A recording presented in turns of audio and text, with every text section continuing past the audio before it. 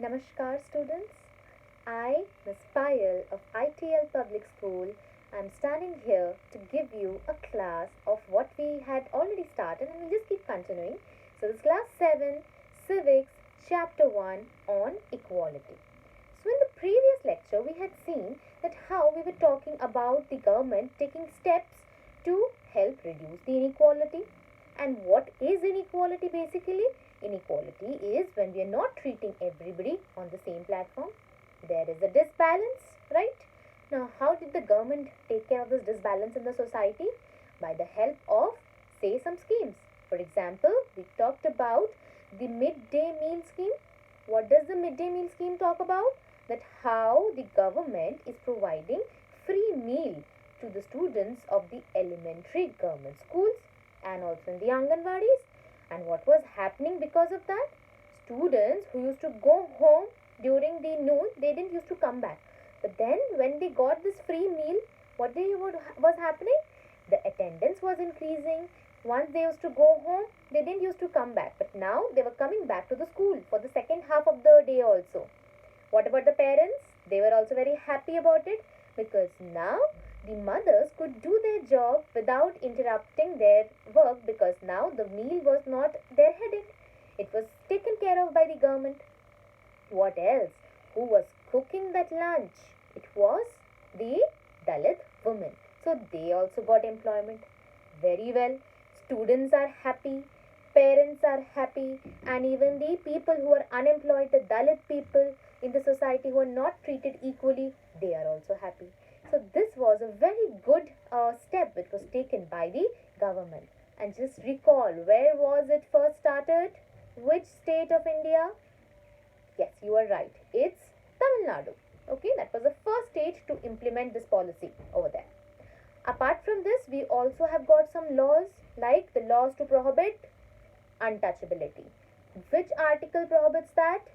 Think. You'll have to think. That's your homework for today. Just recall. Okay?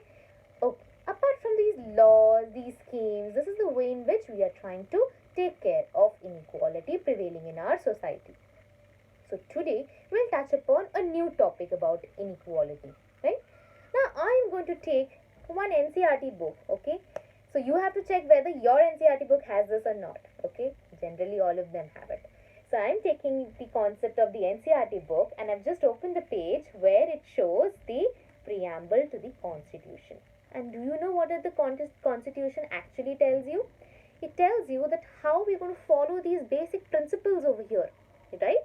You can see it talks about secularism, socialism, and India being a democratic country.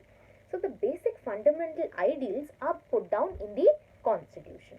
So you can also have a look. Now when we talk of these basic ideals, the basic one very important key feature of this Constitution is to have equality, right? When there's equality, everybody is happy. So how to create this equality? We will go from India's condition to that of US. Okay, how they evolved over the time to get equality. So, are you able to judge which topic I'm going to talk about? So, yes, we'll talk how this emergence of equality came up, okay, in both these economies. Okay, I'll first take you to India's case.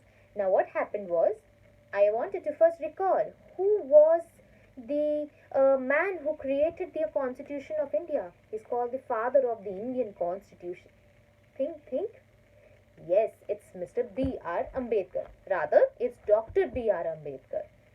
So, Mr. B.R. Ambedkar used to think that even though he was also from a very a Dalit background, a poor boy, but he developed himself and he got across all the barriers and he got education, and that's how he became the father of the Indian Constitution. And he was of the favor that we have to fight for our equality and it is about our own dignity. Dignity means seeing everybody as equal, right? So he was the man who was actually telling the countrymen about the concept of equality, and that's why he got it into the Constitution also. Now I'll take you into a different country today. Hold back. I'm taking you to USA. In USA, there was a very good lady over there, and her name was Rosa Parks. Okay, she was It was around December 1955. Okay, what was happening was that Rosa Parks was sitting in a bus over there, and a white man came to her to say, I want the seat because it belongs to the whites. You are an African American, not belonging to our country. Rosa Parks stood up against that, and she said, this is not possible. I have equal rights as you have.